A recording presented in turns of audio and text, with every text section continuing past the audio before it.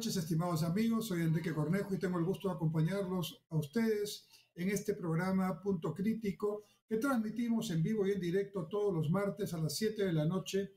Hoy día estamos 28 de marzo del año 2023 y estamos transmitiendo por Onda Digital Perú y todos sus canales y plataformas asociadas. Bienvenidos entonces a este programa de reflexión donde vamos a tocar tres temas que considero que son importantes para analizarlos, para pensarlos. Estando con sucesivas situaciones de crisis política, denuncias de uno y otro lado, acusaciones, investigaciones, hechos lamentables de corrupción, perdemos la perspectiva, y no digo que no deban atenderse estos temas, pero perdemos la perspectiva de la reflexión acerca de qué hacer por nuestro país. Y no es que no haya pensamiento sobre este tema, no es que no hayan personas, hay muchas muy preparadas que tienen muchas cosas que aportar, experiencias que transmitir, pero la circunstancia hace que justamente esas personas se sientan intimidadas o no se sientan confiadas de poder contribuir de alguna manera, puesto que el sistema político se ha encapsulado y se ha encapsulado de tal manera que no permite que otros puedan ingresar a ese terreno que no sean los que están siempre. Y claramente dentro de organizaciones políticas que tampoco están cambiando, que no están haciendo su reingeniería interna y que consecuentemente siempre aparecen, lamentablemente, con las mismas caras, con los mismos métodos y con las mismas palabras y propuestas que no son las que hoy día la ciudadanía necesita, reclama y busca. Pues tenemos una brecha. Hay muchas brechas en el Perú, ¿no? Pero sin duda, esta brecha entre lo que quiere la gente y lo que supuestamente la clase política hace es una brecha muy peligrosa porque mientras se mantenga y se amplíe en lugar de cerrarse, la institucionalidad, la democracia, la libertad y la estabilidad económica van a peligrar. Y si esto peligra, nada bueno puede pasar para el país. Claro está, la democracia, la libertad y la institucionalidad deben preservarse, como la estabilidad económica, pero no son perfectas. Y ante la crítica de que hay muchos problemas, también hay que agregar que efectivamente hay problemas, pero que tampoco estamos en cero. Hay muchos aspectos positivos. Entonces, el arte de la política debe consistir en fortalecer los aspectos positivos y tratar de ir de una manera rápida, eficiente, directa, con buena decisión política y perseverancia a los aspectos que no son precisamente los positivos, sino son los que están afectando y generalizando esta crisis. Quiero referirme a un punto en particular que he estudiado y que claramente explica esta disociación entre la gente, la ciudadanía, la población y sus autoridades y sus políticos. Si la política existe, fundamentalmente es para servir a la población. Si el desarrollo es algo positivo, no es por el desarrollo mismo, sino para lograr que la población que forma parte de una sociedad, de un país, mejore su nivel de vida, eleve sus condiciones de vida y finalmente sea feliz, ¿no? Finalmente alcance una vida digna y una vida en que no solamente haya los servicios básicos que necesita, la educación, la salud, la infraestructura que necesita, ¿no? Donde pueda desarrollarse cómodamente junto con su familia y alcanzar sus valores, sus metas de una manera transparente, de una manera adecuada. Eso es lo que se busca. Y yo quiero justamente hablarles de un tema que quiero compartir preliminarmente con ustedes porque estoy terminando una investigación científica que voy a publicar pronto sobre este asunto. Mi pregunta de investigación es la siguiente. ¿Cómo podemos entender, ¿no? ¿Cómo podemos entender si un país es exitoso o no? Algunos de ustedes me podrán decir con justa razón, ¿qué es el éxito? Lo que para mí puede ser exitoso, para alguna otra persona puede no serlo. Y podemos en este debate estar horas de horas, días de días y no llegar a un acuerdo. Entonces, digamos que tenemos que partir de algo. Y yo siempre trato de explicar las cosas basado en datos, basado en casos, basado en evidencia y en ciencia, hasta donde se pueda. No se puede en todos los casos, pero entonces podríamos entrar en una discusión, como digo, muy larga e inacabable si decimos que ser exitoso consiste en tener un alto Producto Bruto Interno, o sea, crecer bastante, pero si ese crecimiento no va acompañado de una buena distribución de esa riqueza, en el sentido de que los excedentes generados por ese crecimiento permitan a los pobres salir de la pobreza y permitan a quienes no están bien educados lograr una educación de calidad y permita a los que no tienen un acceso a la salud tener una salud preventiva de calidad. Si eso no se logra, entonces ese crecimiento va a estar cojo, no va a funcionar bien. Entonces ahí podría haber un punto de vista. Otro punto de vista es el de Naciones Unidas, que plantea como concepto el índice de desarrollo humano, en el que se analiza no solo el crecimiento material de la riqueza, medido por el Producto Bruto Interno, sino también algunos aspectos sociales, como la esperanza de vida al nacer o el, digamos, nivel educativo, por mencionar dos conceptos fundamentales.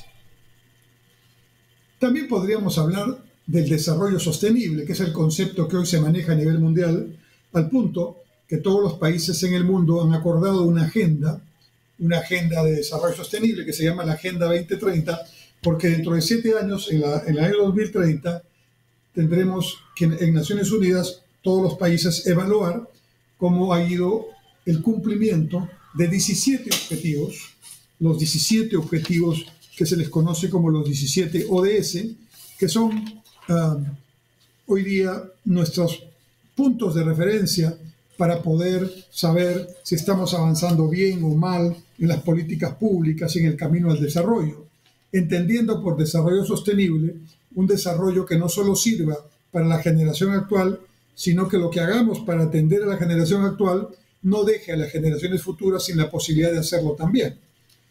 Estos 17 objetivos son, en orden, el número 1, erradicación de la pobreza; el número 2, hambre cero, que implica el concepto de seguridad alimentaria; el objetivo 3, salud y bienestar; el objetivo 4, educación de calidad; el objetivo 5, igualdad de género; el objetivo 6, agua limpia y saneamiento; el objetivo 7, energía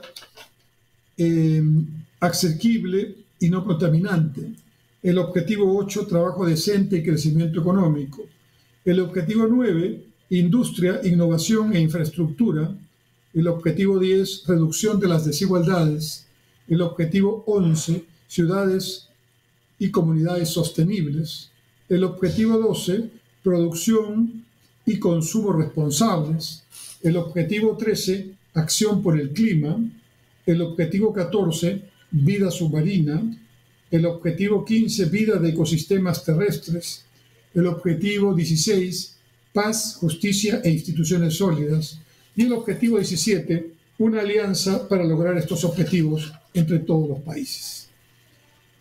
Esta agenda, aprobada en Naciones Unidas por prácticamente todos los países allí incluidos, se ha convertido en la agenda conocida como la Agenda 2030 o la Agenda de los Objetivos de Desarrollo Sostenible o la Agenda de los ODS, como se les llama, hacia lo cual estamos encaminando las políticas públicas de todos los países en el mundo, con diferente velocidad, con diferentes características, pero la idea es que el 2030 avancemos en cada uno de estos objetivos y en sus correspondientes indicadores de una manera que acerquemos esta agenda a una realidad y por lo tanto elevemos el nivel de vida de la población.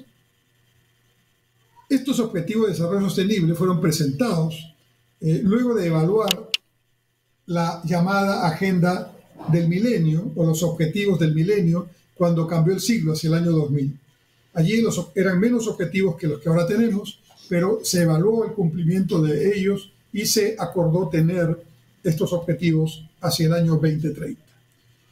Estando ya próximos a llegar al 2030, el próximo año, ¿no?, vamos a tener una cumbre digital, la llamada un pacto digital mundial en el marco de la cumbre del futuro organizada por Naciones Unidas.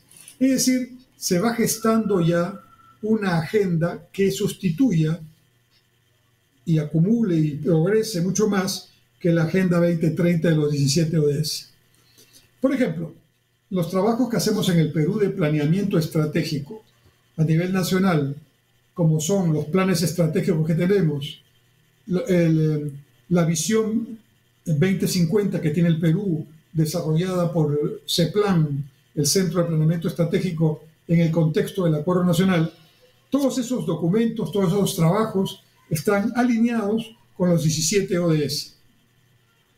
De manera tal que, por ejemplo, en las próximas elecciones, cuando se presenten los candidatos para formular planchas presidenciales, ¿no?, y congresales, sus planes de gobierno van a tener que estar enmarcados en estos 17 ODS. Las instituciones, los ministerios, los sectores productivos, las universidades, tenemos que encajar nuestros objetivos institucionales y sectoriales dentro de los 17 ODS. La Universidad Nacional Mayor de San Marcos, donde yo trabajo, por ejemplo, tiene sus líneas de investigación ubicadas dentro de los 17 ODS. De manera así que todos vamos confluyendo, todos vamos logrando un acercamiento, una convergencia hacia estos objetivos desde las diferentes perspectivas, sectores, regiones y puntos de vista que podamos tener.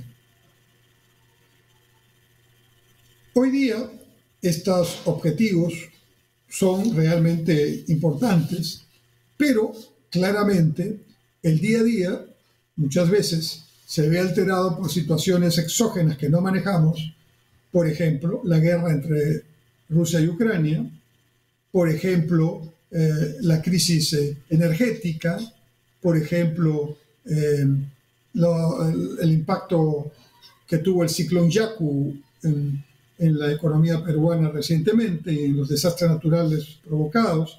Son elementos que claramente afectan desde diferentes puntos y en diferente grado el normal avance de estos objetivos, pero a pesar de ello, o contando incluso con ello, tenemos que avanzar hacia el cumplimiento de estos objetivos.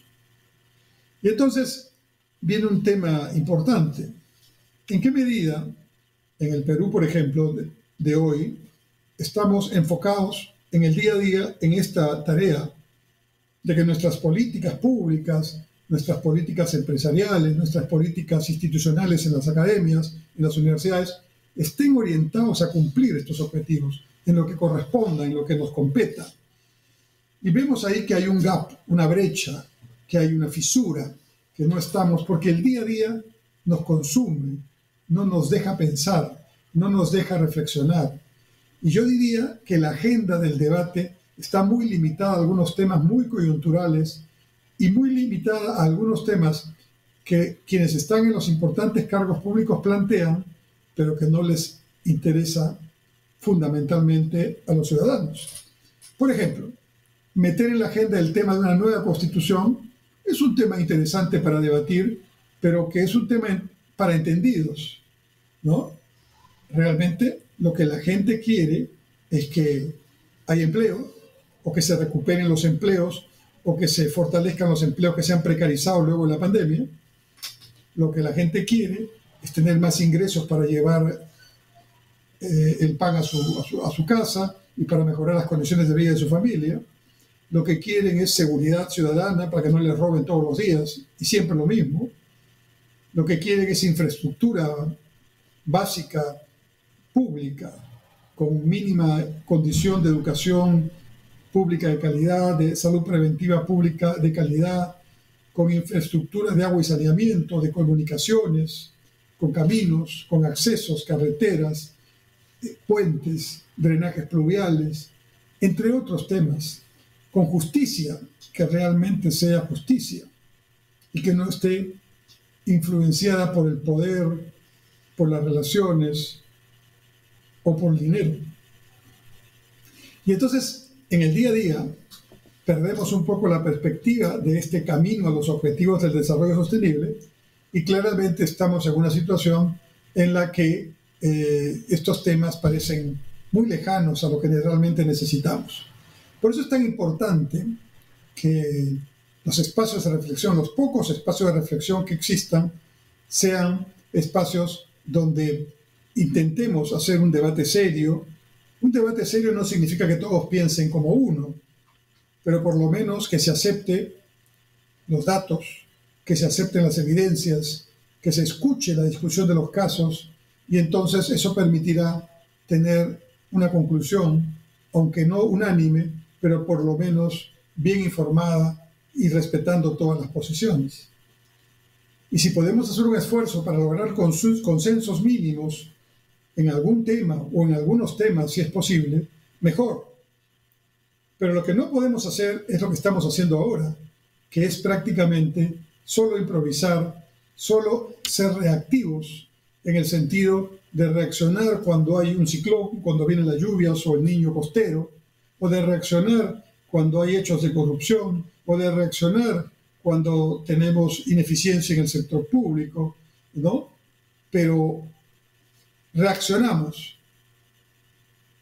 Reactivamente nos comportamos, pero no logramos tomar iniciativa para que nuestras acciones, nuestras decisiones, nuestras políticas y el seguimiento que hagamos de ellas sean enfrentados, adecuados para estos objetivos, que son los objetivos comunes de la humanidad. Esta es la situación. Y entonces tomar conciencia de esto es muy importante. Y, por ejemplo, como les decía, en las próximas elecciones generales para presidente, vicepresidentes y Congreso, valdría la pena que se cumpla lo que manda la norma electoral, en el sentido que los planes de gobierno que presenten los diferentes partidos, políticos, organizaciones, estén enfocados en el mediano y largo plazo a conseguir estos 17 ODS y los que vengan después en los futuros acuerdos. Y no solamente contengan frases demagógicas, lugares comunes, sin mayor sostenibilidad, sin mayor sustento, sin mayor información básica que le explique. A eso debemos abocarnos, a buscar planear estratégicamente, a ponernos de acuerdo mínimamente, no en todo, porque no va a ser posible, pero en algunos temas, y trabajar esos temas con independencia de qué gobierno, qué autoridad esté de turno, para que durante 20, 30 años logremos realmente convertir eso en una política de Estado, y el único beneficiado de esto será el ciudadano de a pie, ese que no le interesa que haya una norma necesariamente, un cambio de constitución, pero sí le interesa todo lo que hemos mencionado, empezando por el empleo y su tranquilidad. Vamos a hacer un pequeño alto en este momento y volvemos en un momento en la segunda parte de Punto Crítico.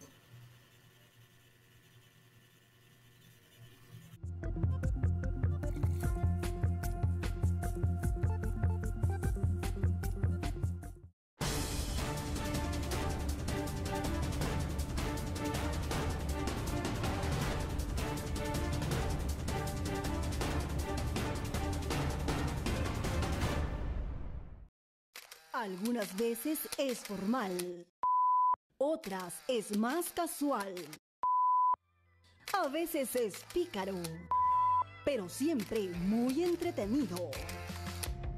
Por fin es hoy, con Hamilton Segura, por Onda Digital Perú, canal 18.4.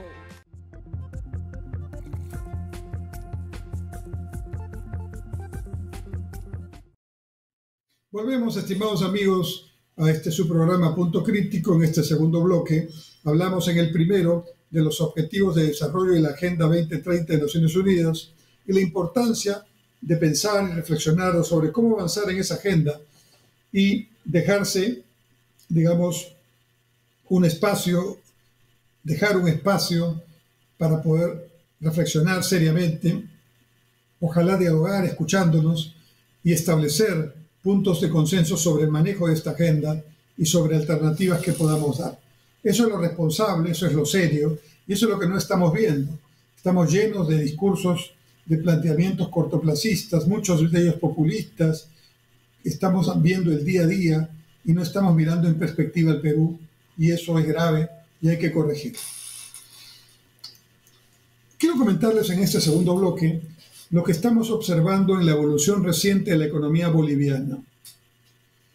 Cuando se desarrollaba el gobierno del presidente Castillo, varias veces vino al Perú el expresidente Evo Morales. El expresidente Morales fue presidente varias veces en el gobierno, fue reelegido, etc. Y diseñó un modelo o lideró un modelo de izquierda para su país, que ahora continúa aplicando el presidente Arce, que durante el gobierno de Evo Morales fue el ministro de Economía. Muchas veces he escuchado al expresidente Evo Morales, al presidente actual, el presidente Arce, e incluso a algunos peruanos que siguen el modelo boliviano y lo consideran un modelo a seguir, que la economía boliviana mostraba una gran estabilidad y por lo tanto era una situación, un ejemplo que demostraba que los modelos bolivarianos o socialistas del siglo XXI o los gobiernos dirigidos por, digamos, las comunidades, los pueblos nativos, las poblaciones originarias, era, digamos, lo correcto y los resultados demostraban que ese era el camino adecuado. Alguna gente ha creído eso, pero yo he seguido de cerca a la economía boliviana en los últimos años, entre otras cosas porque conozco ese país. He estado hace algunos años y en varias ocasiones en La Paz y en Sucre, que es la capital política en realidad de Bolivia, ejerciendo mi tarea docente a nivel de maestría y doctorado en la Universidad Andina Simón Bolívar, que tiene su sede en esas ciudades.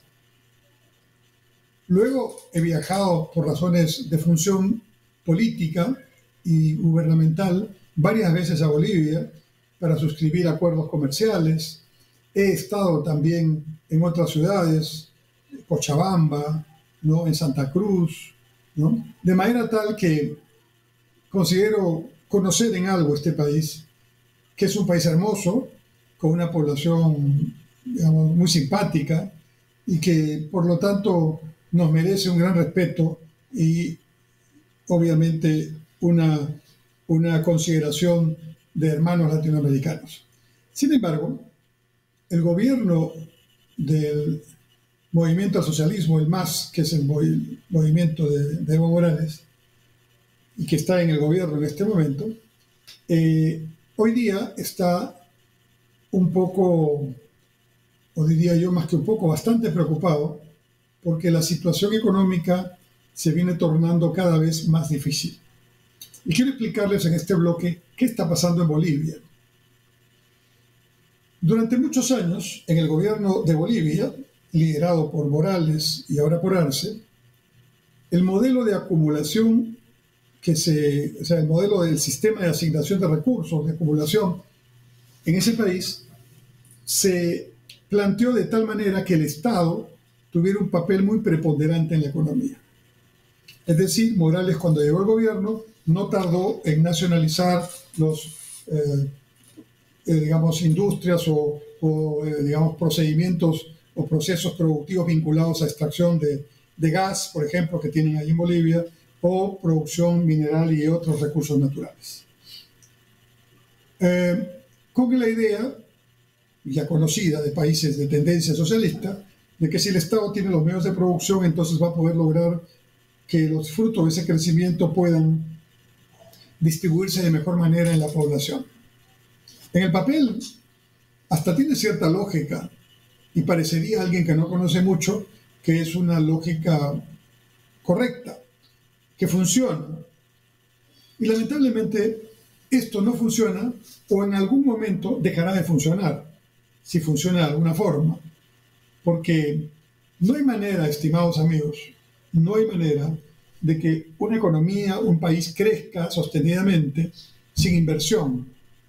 Y no me refiero fundamentalmente a la inversión pública, sino a la inversión privada. Y la inversión privada solo va a un país si hay estabilidad, si las reglas del juego son claras y los fundamentos macroeconómicos son sólidos. En consecuencia, lo que aquí estamos observando, ¿no?, es una realidad en la que empiezan a ver los siguientes síntomas. Síntoma número 1. El sistema bancario boliviano empieza a dar señales indirectas o directas de una cierta falta de liquidez.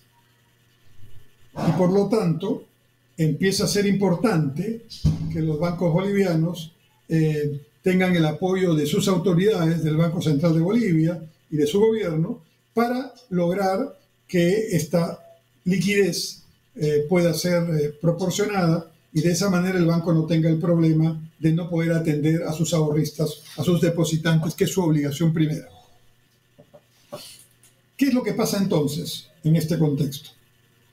Lo que sucede es que estamos empezando a ver bolivianos, ciudadanos bolivianos, que van a los bancos a tratar de retirar los fondos que tienen ahí depositados. Estamos viendo que en la frontera entre Perú y Bolivia hay una presión muy fuerte por comprar soles desde Bolivia. Estamos viendo que las reservas internacionales que estaban en Bolivia hace un año y medio, en 1.200 millones de dólares, hoy día, en términos líquidos, son apenas de 300 y algo más millones de dólares.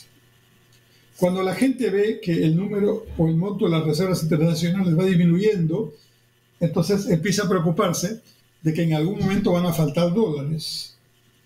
Y si esa preocupación se generaliza, genera una incertidumbre y una corrida, así se llama, donde todos al mismo tiempo quieren tener dólares, cambiar sus bolivianos a dólares, retirar los depósitos en bolivianos y cambiarlos a dólares.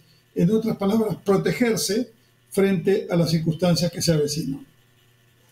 Y esto es un poco lo primero que hay que discutir, ¿no? Es decir, en Bolivia ha habido durante muchos años buenos precios del petróleo, buenos precios del gas y buenos precios minerales, que son los productos que ellos exportan.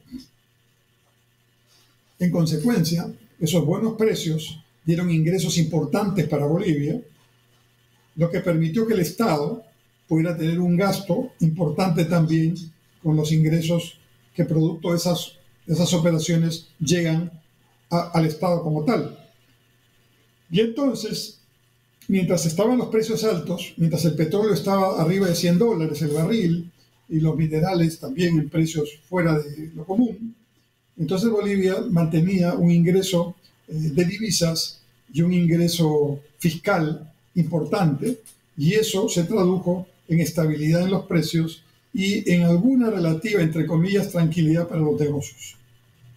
Pero claramente, si el gobierno boliviano, con esa tendencia socialista, con esa tendencia de socialismo del siglo XXI que tiene, pues da señales donde prácticamente se ahuyenta deliberadamente la inversión privada, entonces esos yacimientos mineros, esos yacimientos energéticos no tienen nuevas inversiones, y la principal inversión a mayor riesgo, al riesgo del inversionista, es en este caso la fase exploratoria.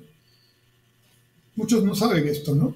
Si yo tengo un pozo de petróleo es porque alguien por años estuvo investigando si había o no ese petróleo, y cuando se descubrió el yacimiento, alguien, también a su propio riesgo, estuvo evaluando si las reservas probables de ese yacimiento justificaban la explotación del mismo con fines comerciales. Una especie de factibilidad para poder desarrollar estos negocios. Y la verdad es que en nuestro país, en el Perú, pues esto no ha ido muy de la mano con lo que aconseja la ciencia y la evidencia.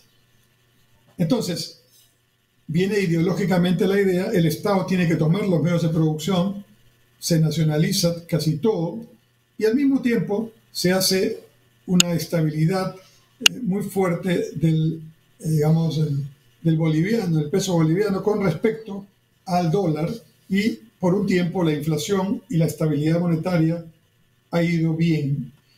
Pero ¿cuál ha sido el problema? ¿Cuál es el problema ahora? Que Bolivia, como país, como gobierno, está muy endeudado.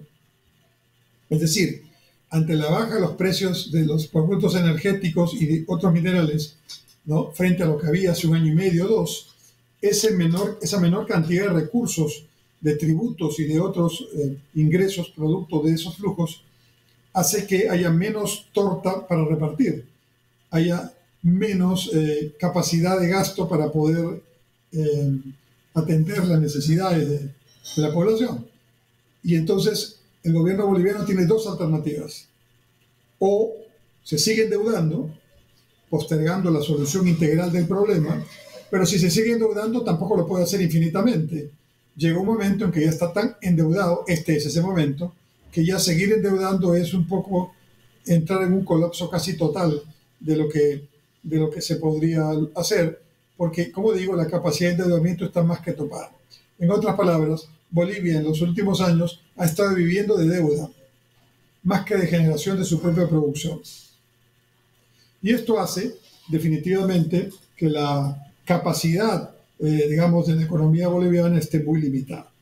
Entonces, tenemos un lado bolivianos que están detrás de los bancos pidiendo que les retiren todos sus depósitos para tener dólares en físico y en directo.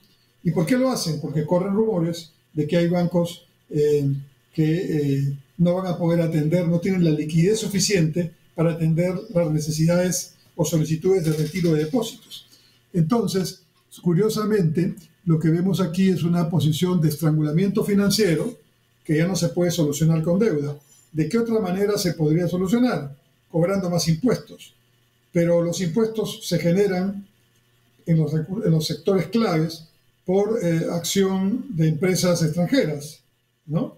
Y consecuentemente esto no es precisamente lo que hay que buscar. Pero como eso tampoco se da, porque la mayoría de los inversionistas privados que pueden estar vinculados a estos negocios no quieren invertir, porque no hay confianza, porque el discurso del gobierno boliviano es un discurso anti-inversión privada, ¿no? Claramente estamos en un entrampamiento. Y el entrampamiento consiste en que yo, como país en Bolivia, tengo poca liquidez en dólares, tengo menos ingresos fiscales producto de que hay menos exportaciones en valor, ¿no? Y esto en círculo hace una situación muy problemática a efectos de poder tener, digamos, la posibilidad de avanzar, ¿no? La posibilidad de lograr que podamos tener algún resultado positivo. Entonces, en este punto, yo quisiera decir que nos interesa tremendamente lo que pasa en nuestros países vecinos, en Chile, en Bolivia, en Brasil, en Ecuador, en Colombia, y particularmente en el caso boliviano, doblemente, porque hay algunos que equivocadamente o subversivamente están en Puno pidiendo, abogando, porque Puno se salga de la jurisdicción peruana y se vuelva boliviana, ¿no? El presidente Arce ha declarado hace 1 o 2 días que debería haber, digamos, un país en el que todos los que producen litio formen parte de un solo país. ¿Y quiénes son los que producen litio? Litio produce Bolivia, con yacimientos también que están en estudio, Perú y Chile. Con Chile va a ser muy difícil lograr esa alianza que está proponiendo el chino. Pero con nosotros quizás sea más fácil la alianza, pero tenemos que, por el contrario, encontrar una manera de que haya un añadido de valor a pesar del impacto que esto va a tener. Entonces, Bolivia es el caso de un país sobreendeudado que ahora tiene que afrontar su realidad. Y no hay poco margen de maniobra. En realidad casi no hay margen de maniobra. Y lo que tiene que hacer Bolivia es ajustar su economía, lo cual le va a tener un costo importante político y social, o lo que tiene que hacer es buscar endeudamiento, lo cual está limitado por lo que les dije, o buscar que venga la inversión. Pero la inversión, me refiero a la inversión privada, pero la inversión privada no va a regresar mientras tengan ese discurso anti-inversión privada. Entonces están en un verdadero entrampamiento o círculo vicioso del cual va a ser difícil que salgan sin tener más que una magulladura. Eso es lo que está pasando en Bolivia en este momento. Vamos a hacer un alto y volvemos en la tercera y última parte del punto crítico.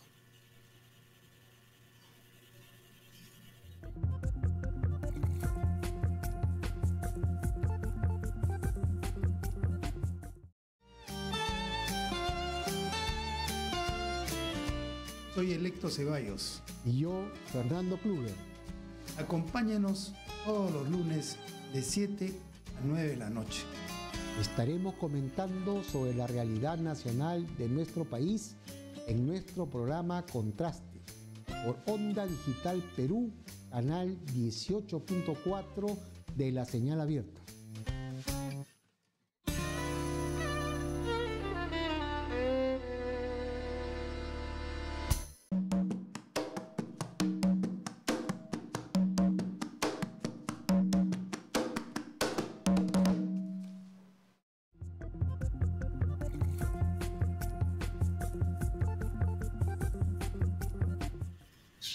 Volvemos, estimados amigos, en la última parte de Punto Crítico, su programa de análisis semanal que se transmite todos los martes a las 7 de la noche por Onda Digital Perú y sus canales y plataformas asociadas.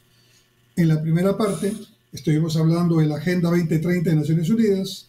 En el segundo bloque hemos hablado de lo que pasa en la situación de la economía boliviana, que está en una crisis potencialmente muy importante de sobreendeudamiento, de liquidez y de falta de divisas, lo cual solo tiene una posibilidad, un ajuste.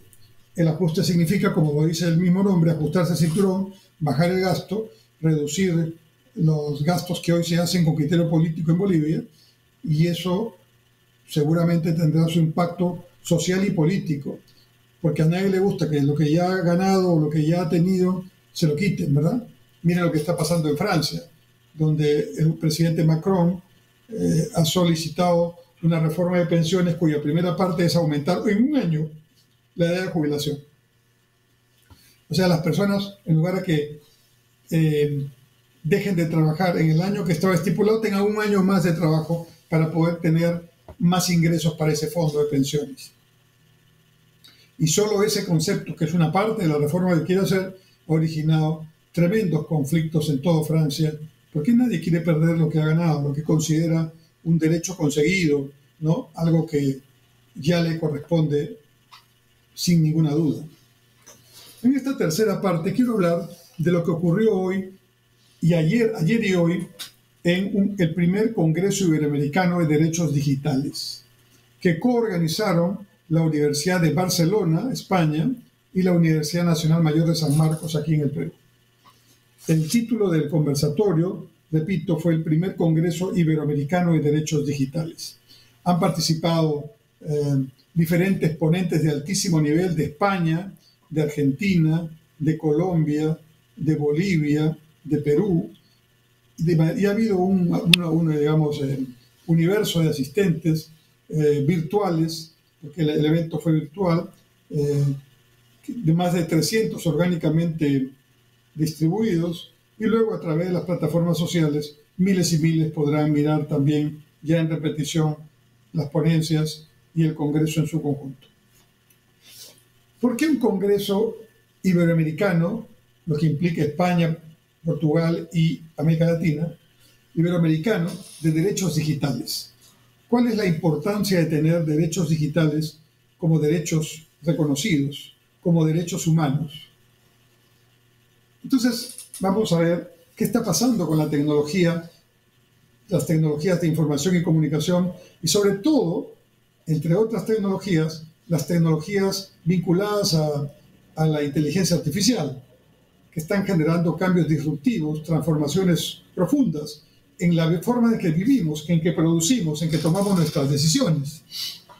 Hace poco ha salido la cuarta versión de un programa que se llama ChatGPT-4, que es un programa de inteligencia artificial producido por una empresa consultora que se dedica a estos temas, y que en la práctica lo que reúne millones de datos, información de todos los temas, de todos los países, y entonces tú, usuario, que lo puedes descargar en tu computadora, en tu teléfono, le pides a este programa, necesito un texto para un trabajo, para un discurso, para una nota, lo que sea, que hable de lo que significan los derechos digitales en el siglo XXI. Inmediatamente se va a proceder el robot a trabajar y luego te produce un texto que es un texto que bien podría plantearlo, digamos, alguien absolutamente conocedor del asunto en cualquier parte del mundo, pero te lo planteas tú. Imagínense entonces hasta dónde ha avanzado este tema. Siguiente paso de la inteligencia artificial ya no será el texto, ya tendrá que tener algunos componentes que pueden ir hacia aspectos, digamos, ya de gestión propiamente y aspectos de seguimiento, ya no, digamos, intelectual, sino más físico y manual, ¿no? Pero no sabemos en qué momento ocurrirá, seguramente que estamos en camino. Entonces, las reflexiones, ayer lunes 27 y hoy martes 28, durante 2 mañanas, hemos tenido alrededor de 10 ponencias, ¿no? Todas muy interesantes, en las que cada uno desde su punto de vista y de diferentes países hemos mostrado nuestra perspectiva de análisis frente a lo que es el avance de la inteligencia artificial. Y la necesidad de que, aprovechando los beneficios y las bondades que estas tecnologías nos dan, también limitemos los riesgos y las debilidades en que nos pone esta inteligencia, para lo cual tiene que haber una situación adecuada de regulación. Y como siempre he dicho, para que haya una buena regulación, tiene que haber un buen regulador. Y para que el regulador sea bueno, tiene que tener capacidad de entender, mejorar y largamente superar a la inteligencia artificial como tal. En otras palabras, las máquinas podrán ser extraordinariamente buenas, y los programas, pero si yo no estoy involucrado en eso para lograr que el objetivo se cumpla, probablemente esa máquina no va a dar todos los resultados que se podrían dar. Un primer punto. Pero un segundo punto, esa inteligencia artificial también es utilizada ahora para la guerra, también es utilizada para la corrupción, también es utilizada para el robo, ¿no? De manera tal que, ¿cómo hacemos? Esa sería la pregunta clave para seguir desarrollando inteligencia artificial, pero sin abusar, sin que haya excesos, sin que haya atentados contra derechos básicos como el derecho a la privacidad, ¿no? Como el derecho a estar informado veraz y adecuadamente y no con fake news, ¿no? Y así podríamos seguir hablando. Entonces, frente a este contexto, la Universidad de Barcelona en España y la Universidad Nacional Mayor de San Marcos en Perú decidimos hacer un evento conjunto que fue un verdadero éxito, ¿no? Y van a ver las ponencias de este evento en las plataformas sociales de ambas universidades, en este caso en San Marcos, la Facultad de Administración.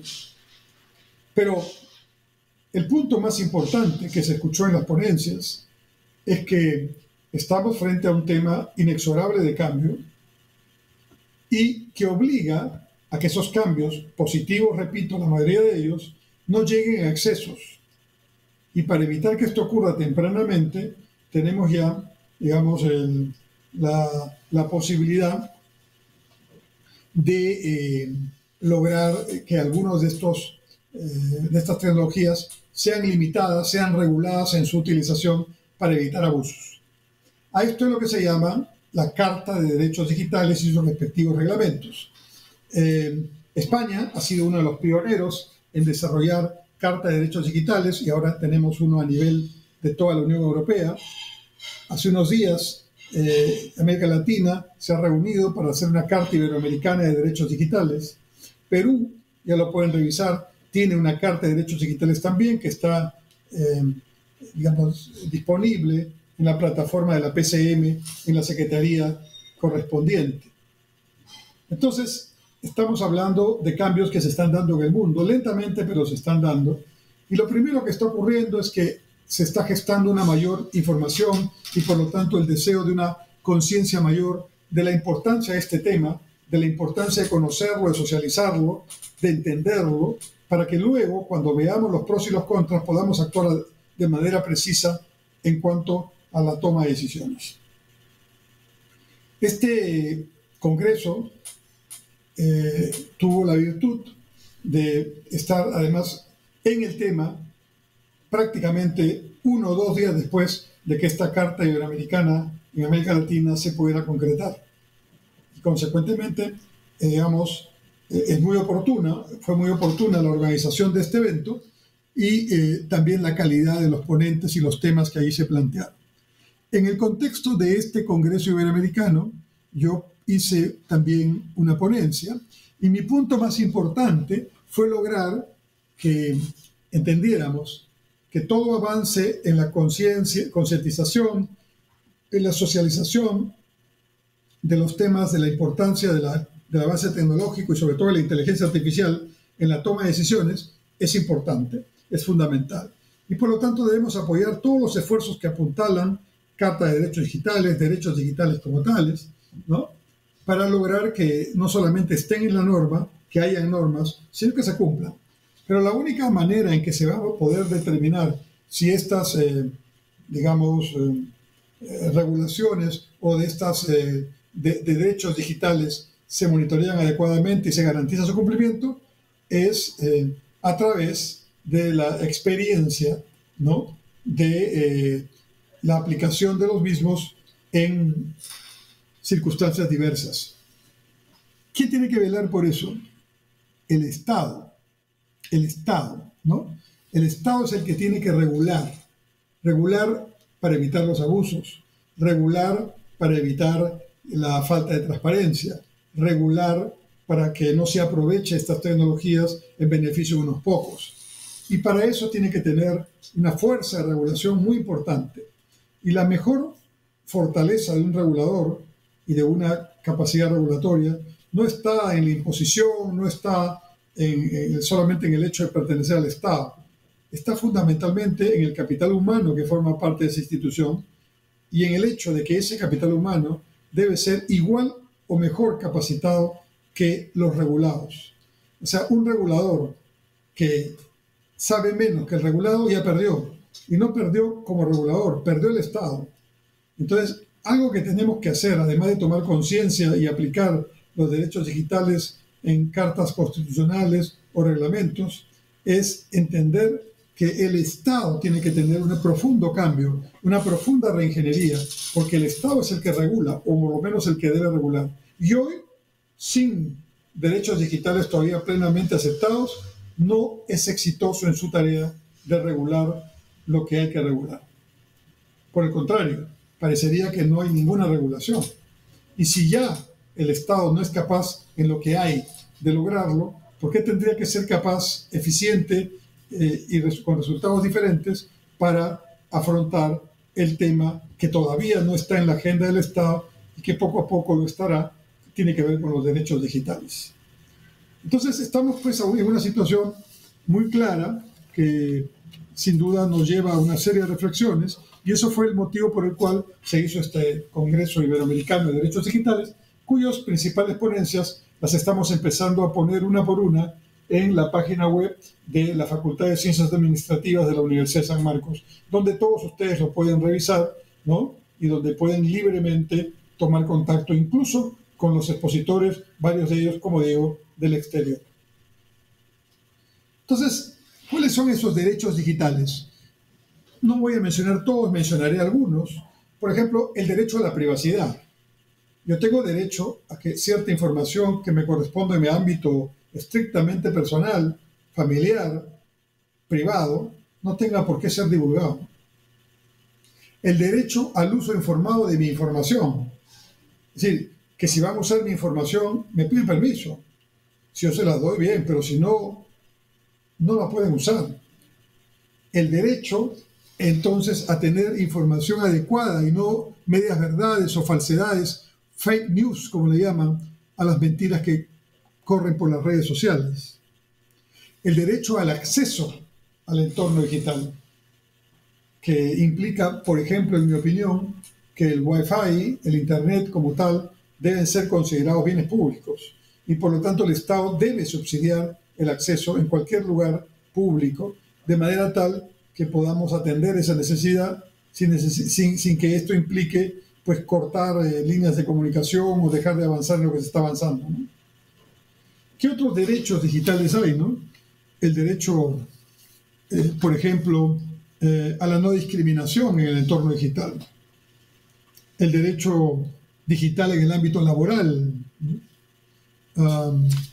El derecho ante la inteligencia artificial, el derecho a la educación digital, el derecho a la salud digital, el derecho a un entorno digital sostenible y transparente, ¿no? En suma, podríamos seguir enumerando derechos digitales que ya están incluidos en las cartas que he mencionado en diferentes países, pero lo importante es que debemos hacer un antes y un después. A partir de ahora, esos derechos deben formar parte de los derechos básicos de la humanidad y por lo tanto también debe formar parte de nuestra preocupación diaria.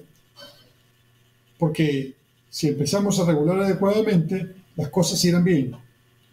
Pero si generamos apenas una fisura que nos da a indicar que por ahí se puede filtrar algo y no sale lo que estamos esperando, entonces eso hay que evitarlo, porque sin duda puede ser tremendamente dañino e irreparable.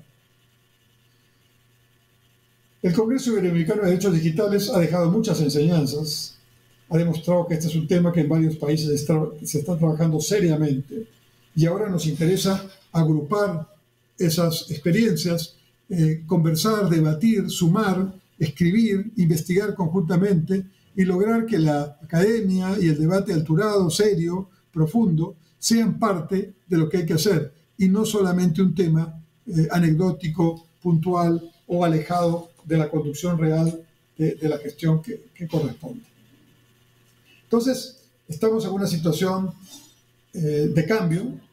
El cambio está influenciado fuertemente por los cambios y la innovación y la disrupción tecnológica, pero no debemos olvidar nunca, por más innovación tecnológica asombrosa que haya, nunca debemos olvidar que el fin principal, el inicio y el fin de la política pública tiene que ser siempre la dignidad de la persona humana, ¿no? El derecho de una persona humana a tener una vida digna y por lo tanto, al no lograrlo, pues estamos avanzando en un camino equivocado, ¿no? Y ese derecho fundamental, ese que tiene que ser normado, reglamentado y gestionado por los gobiernos para lograr de esta manera que todos lo conozcamos y hagamos una lucha por tenerlo, ¿no?